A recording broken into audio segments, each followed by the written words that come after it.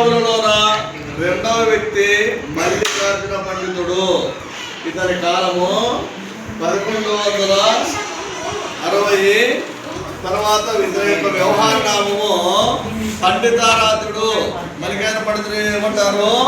పండితారాధుడు అంటారు. అతను గోదావరి మండలము ద్రాక్షరామము అతని యొక్క నివాసము. ఆయన గురువు పోటిపల్లి ఆరాధ్య దేవుడు. ప్రసిద్ధి శివకవిగా కవిమలుగా ప్రసిద్ధి పొందినటువంటి వ్యక్తి ఎవరంటే మల్లికార్జున పండితుడు. మరి ఆయన గురించి ఇంకా కొన్ని విషయాలు. శైవ కవులలో రెండవ కవి ఎవరయ్యా? శైవ కవులు శివ కవులు మల్లికార్జున పండితుడు. వీరశైవ మత స్థాపకుడు. శైవ మతాన్ని స్థాపించిన వ్యక్తి ఎవరంటే మల్లికార్జున పంతుడు. బసవన వీరశైవ మత స్థాపకుడు అంటే బసవన.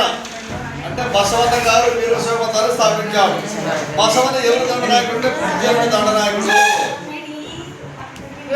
బసవన ఎవరి అవతారం అంటే వీరశైవుని యొక్క అవతారం అని, నందీశ్వరుడు అవతారం అని వాళ్ళ నమ్మకము. మరి పెట్టారు కదా మన ముందు సర్కిల్లో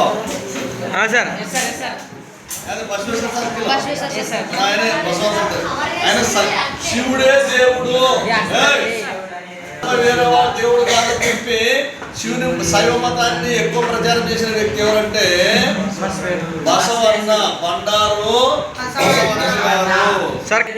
తొలి తెలుగు శతకమని ఏంటంటారంటే శివతత్వ సారాన్ని తొలి తెలుగు శతకమని అంటారు.